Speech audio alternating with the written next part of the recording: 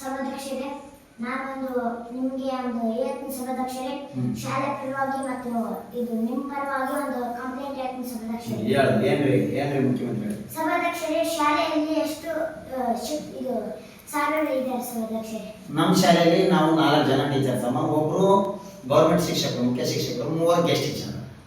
ಇನ್ನೊಬ್ರು ಎಲ್ಲಿದ್ದಾರೆ ಸಭಾಧ್ಯಕ್ಷರೇ? ಹನುಮಂತ್ ಸರ್ ಅಂತೇಳಿ ಅವ್ರನ್ನ ನಾವು ಪಕ್ಕಚಿಂತೆಗೆ BLO ಹಾಕಿ ನಮ್ಮ HM ಸರ್ ಅವರು ಕಳಿಸಿದ್ದಾರೆ. HM ಸರ್ ಅವರು ನಾಗಲಾಪುರಕ್ಕೆ 3 ದಿನ, ನಮ್ಮೂರಿಗೆ 3 ದಿನ ಇರೋದ್ರಿಂದ ಅವ್ರು ಇವತ್ತು HM ಸರ್ ನಾಗಲಾಪುರಕ್ಕೆ ಹೋಗ್ಯಾರ. ಇರೋದು ನಮ್ಮ ಶಾಲೆಯಲ್ಲಿ ಇಬ್ಬರೇ.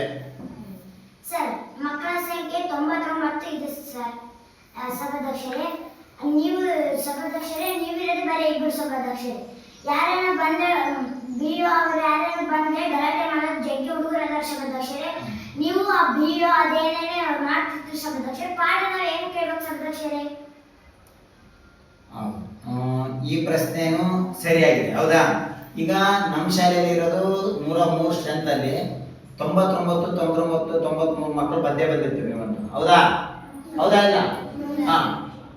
ಈಗ ಮಂತ್ರಿ ಅವರು ನಿಮ್ಮ ಪರವಾಗಿ ಏನ್ ಕೇಳ್ತಾ ಇದಾರಪ್ಪ ಅಂತಂದ್ರೆ, ನಮ್ಮ ಶಾಲೆಯಲ್ಲಿ ಇರೋದು 4 ಜನ. ಅದರಲ್ಲಿ HM ಸರ್ ಅವರು ಡೆಪ್ಟೇಷನ್ ಮೇಲೆ 3 ದಿನ ಅಲ್ಲಿ 3 ದಿನ ಇಲ್ಲಿ ಇರೋ ಒಬ್ಬ ಟೀಚರ್ ಯಾರು? ಹನುಮಂತ್ ಸರ್, ನಾನು ಪುಷಪ್ ಸರ್. ಆ ಹನುಮಂತ್ ಸರ್ನ BLO ಎಲ್ಲಿ ಹಾಕ್ಯಾರ?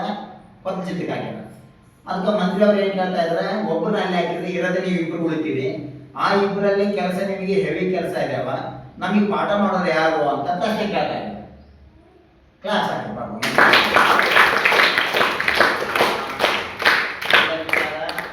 ನಿಮ್ ತಲೆಗೆ ಒಳ್ಳೆ ಪ್ರಶ್ನೆನೇ ಬಂದಿದೆ ಮಂತ್ರಿ ಅವರೇ. ಹೌದು, ಇದ್ರ ಬಗ್ಗೆ ನಾವು ಮುಖ್ಯ ಶಿಕ್ಷಕರ ಹತ್ರ ಆದಷ್ಟು ಬೇಗನೆ ಚರ್ಚಿಸಿ ಇದಕ್ಕೊಂದು ತೀರ್ಮಾನ ನಾವು ಕೈಗೊಳ್ತೀವಿ, ಹೌದಾ?